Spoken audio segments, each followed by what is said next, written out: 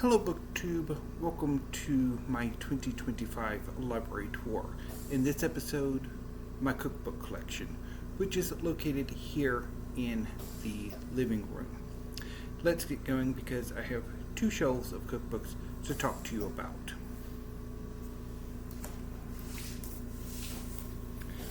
First up is Simple Chinese Cooking by Kali Kwong. Kali Kwong is an Australian celebrity chef who has had at least one cooking series appear in the United States, and that is largely why I ended up picking up this cookbook, although I have yet to really dive in and cook anything from it. Hopefully I will correct that sometime soon.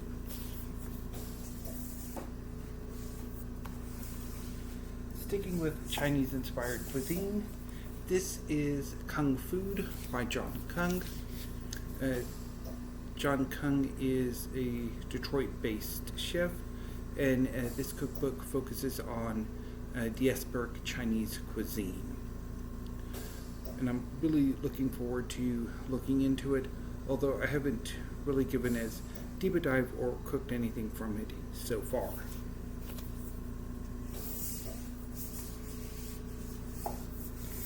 Next is A Korean American by Eric Kim.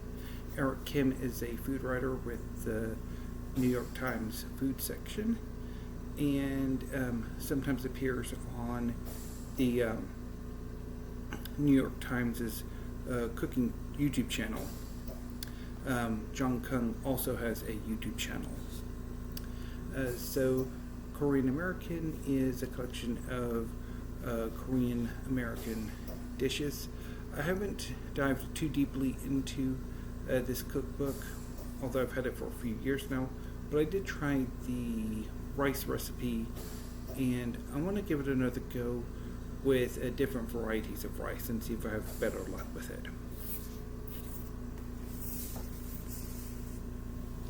The next three cookbooks are Japanese, starting with the standard bearer of Japanese cooking in the United States. This is Japanese Cooking: A Simple Art by Shizuo Tsuji. So this is one of the first Japanese cookbooks to appear in the United States. It is a standard bearer. I haven't cooked anything from it yet. The cookbook is a bit weird in its structure. But hopefully I will get to it soon.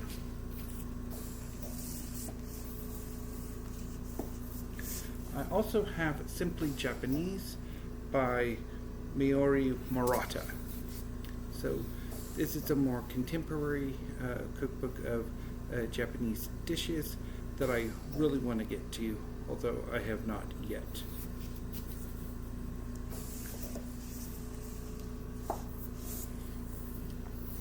This is Make It Japanese: Simple Recipes for Everyone by Ree McClenney with Sani Lemoyne.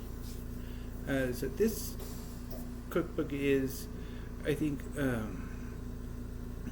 a Japanese cuisine inspired or using more American ingredients. And I have not yet cooked too deeply into this cookbook. I have tried the rice recipe from this cookbook, and it's a revelation.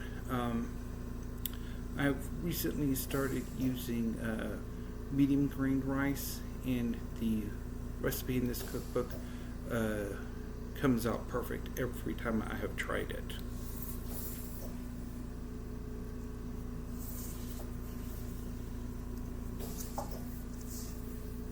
Next is The Cook You Want to Be by Andy Baragani. Andy Baragani was an editor for Bon Appetit magazine, one of the premier culinary magazines in the United States, and he's one of a number of Bon Appetit alumni who are featured in this cookbook, my cookbook collection. So The Cook You Want to Be is really neat cookbook collection. It has, I've tried a number of recipes from it. There's a chicken soup recipe that turned out really good. There's a big chicken recipe that I love, and the technique that Baragani uses to bake the chicken has become my go-to method of baking chicken. It is phenomenal, and I really want to cook a lot more from this cookbook. Speaking of Bon Appetit alumni, next I have Mi Cocina by Rick Martinez. This is a Mexican cookbook that looks at regional Mexican cuisines as well as basics. I haven't cooked as deeply in this cookbook as I would like, and I would really like to correct that. This next cookbook is one of my favorites. It's Martha's American Food. This cookbook is amazing. It is broken down regionally, with the first chapter being like all American. And this cookbook features my favorite sugar cookie recipe, chocolate chip cookie recipe, peanut butter cookie recipe, my favorite corn muffin recipe, buttermilk biscuit recipe, a sloppy joe's, chicken fried steak. There's a blueberry crisp recipe in there. So there's a lot of recipes in this cookbook that I really enjoy, and I want to cook a lot more from this cookbook.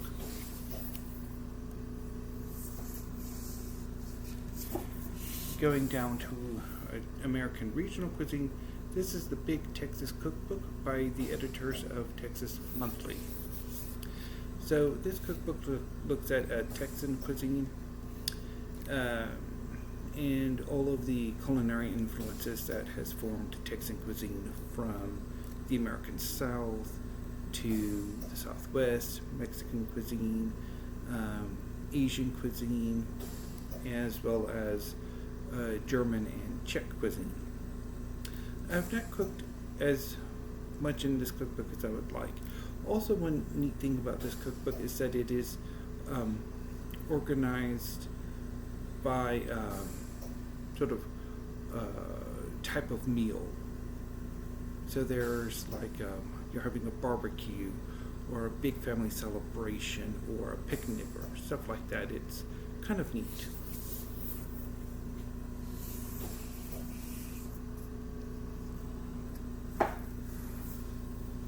This is the new, sorry about that.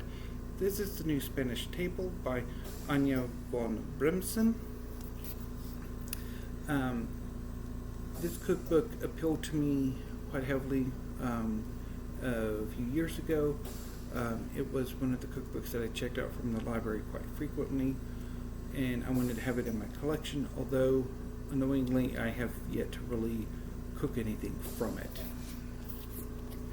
And speaking of literary white whales that I have yet to cook, this is The Glorious Foods of Greece by Diane Kakillis. Kakillis is a celebrity chef. She's had at least one or two cooking shows on PBS. And I had this cookbook, or a copy of it, decades ago when I had my first cookbook collection.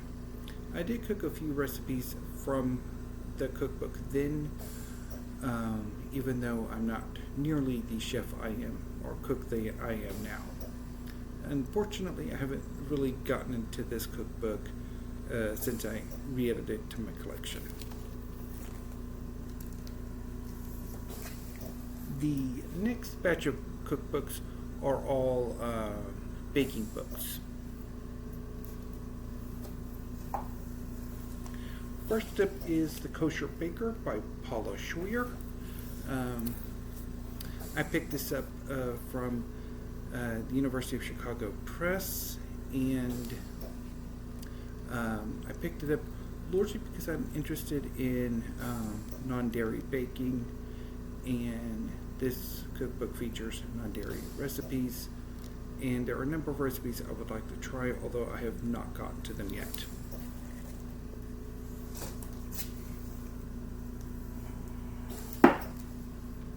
The next two cookbooks are by another Bon Appetit alumna, Claire Saffitz. I have her cookbooks, Dessert Person and What's for Dessert, and these are both amazing. I have tried the 2-buck cakes from these two cookbooks, and they have turned out perfect every time. They are two of my go-to cakes. I've also tried Claire Saffitz's sugar cookie recipe and apple galette, and they turned out quite well. So really like both of these cookbooks.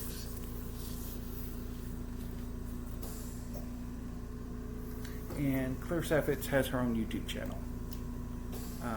If you want to check her out, it's Claire Saffitz, Dessert Person. This is Sweet Enough by Alison Roman. This is another favorite baking cookbook of mine. Alison Roman was a food writer with the New York Times before she left and started her own YouTube channel. This is one of my favorite baking books. It has a strawberry cake recipe that I adore.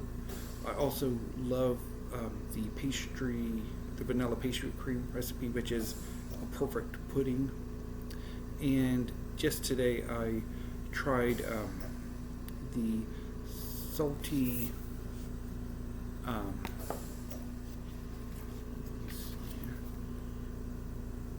vanilla frosting, which features cream cheese, and it was so good. I think it is my go-to cake frosting outside of the German chocolate cake icing. Sorry about the my phone going off. My aunts are wishing everybody Happy New Year, and also my one of my cousins is now a grandfather. Also, if you've been hearing steady noise, it's probably my mom's oxygen tank or oxygen machine going off. I'm going to check and see if this video is audible.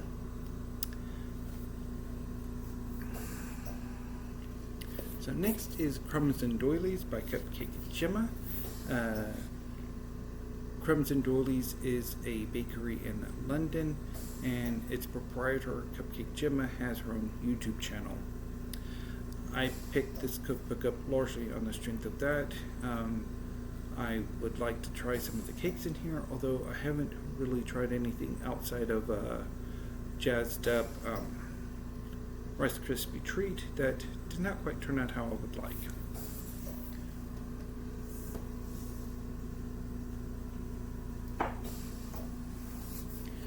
Next is Capriol's Desserts by Capriol Pence and Melissa Carey. So Capriol Pence is a celebrity chef. She's had two different cooking shows, one in the 90s and one in the late 2000s, early 2010s. And I wanted, and she's also had at least one restaurant. And I wanted a cookbook by her, and this was one of the few that I found, and I'm very happy I picked it up. There's a chocolate chip cookie in here that is amazing, and the German chocolate cake recipe in this cookbook is simply divine. I have made it twice over the past 2 years, and it's turned out perfectly, and the filling recipe is amazing. Just wonderful.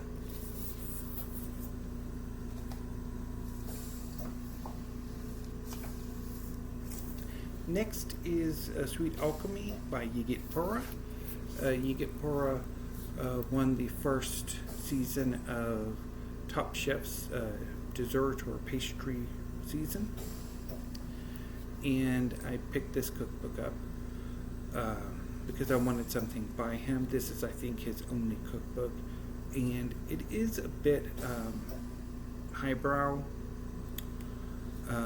and the chapters are, first glance, a bit weird, but many of the recipes in earlier chapters can, in the final chapter, be combined into more complex dishes or desserts, and I think that is really cool.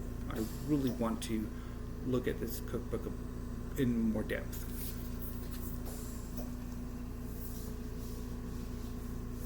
Another cookbook I need to take a longer, deeper look at is Baking with Dory by Dory Greenspan. There are several recipes in here that I want to make. I just need to get around to making it. Excuse me while I get a drink.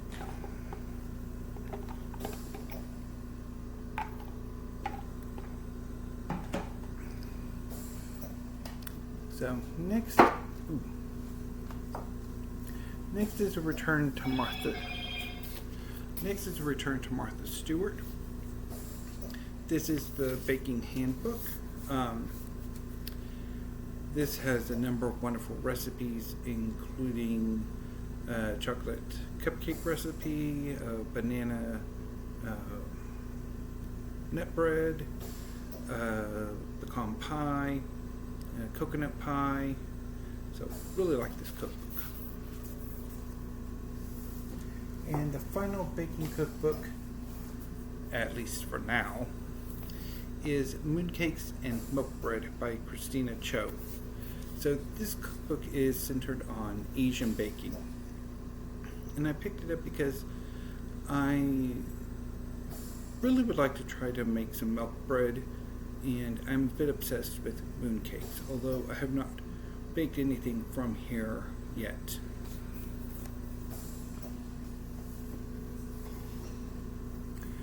Moving down to the second shelf,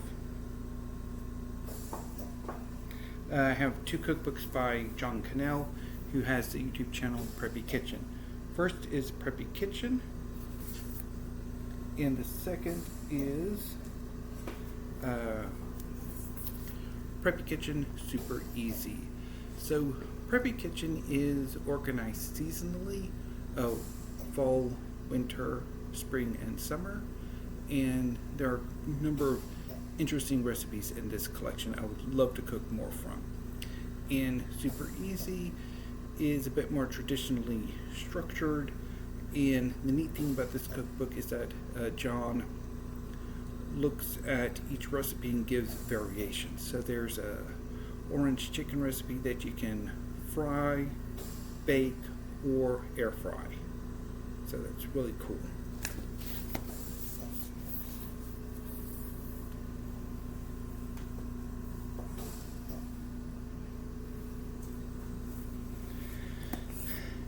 Next is Basics with Babish by Andrew Rea.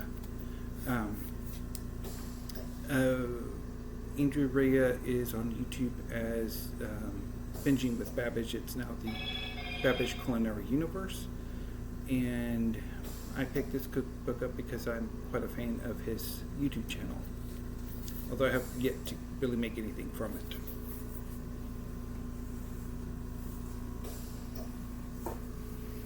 Next is We Are Cooking in the City by Joanne Weir. Joanne Weir is a celebrity chef who has had at least several shows on PBS, and I wanted a cookbook by her, so I picked this up, although I have yet to really cook from it.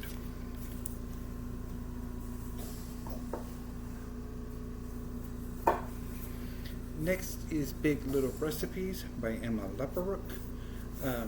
Emma Leperock was a content creator for Food 52, food-centric YouTube channel, and this cookbook is based on her series in which she uses a few ingredients to great effect. And I've had mixed results with this cookbook. There's a pork tenderloin recipe that turned out quite well that featured kimchi and apples. And there's a pasta recipe that featured bacon and eggs that did not turn out all that well.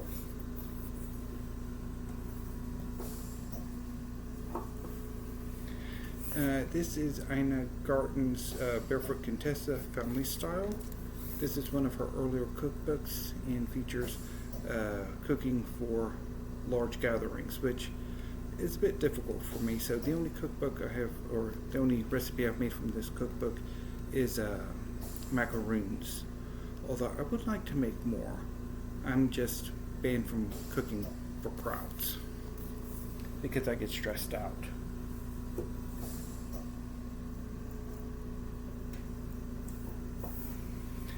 Next is the Complete Cooking for Two cookbook from America's Test Kitchen. This cookbook features my two of my go-to breakfast recipes, scones and muffins. While the recipe calls for currants and for the scones and blueberries for the muffins, I've adapted both for chocolate chips. That is assuming, of course, that I'm not snacking on them first, the chocolate chips, because I do tend to snack on the chocolate chips. So the next two cookbooks are from Gourmet, edited by Gourmet's final editor, Ruth Reichel. Gourmet was one of two major culinary magazines in the United States in the 20th and early 21st centuries. Its corporate overlord, I think Condé Nast, bought out the corporate overlord of the other major culinary magazine, Bon Appetit, and Condé Nast decided there was only enough room for one, and it ultimately was Bon Appetit. So Gourmet got the can, but before cancellation, Ruth Reichel managed to get two big mammoth cookbooks out.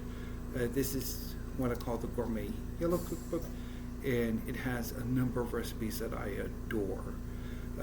Katharine Hepburn's brownies, triple chocolate fudge brownies, lime garlic chicken. There's a chicken pot pie that uses cheddar biscuits. It's just a great cookbook.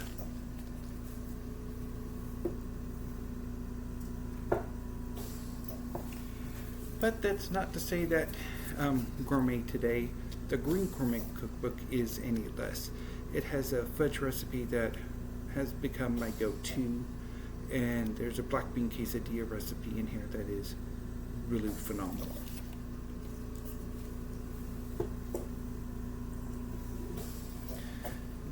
This is the Essential New York Times Cookbook, edited by Amanda Hesser. This is the most recent edition of this cookbook. There have been a number of editions over the decades, and I have not really cooked anything from here, but I really want to, and I will soon.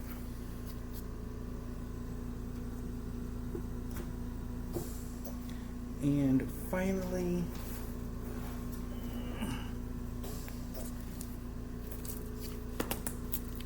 my grandmother's cookbook. When my female cousins graduated from high school, my grandmother would collect her recipes and gift her recipes to my cousins. My grandmother was a phenomenal cook. And a few years ago, my aunts decided that they would copy my grandmother's recipes that she gifted to my oldest cousin for me. And so this is the product of that. It also includes a few recipes from my aunts as well.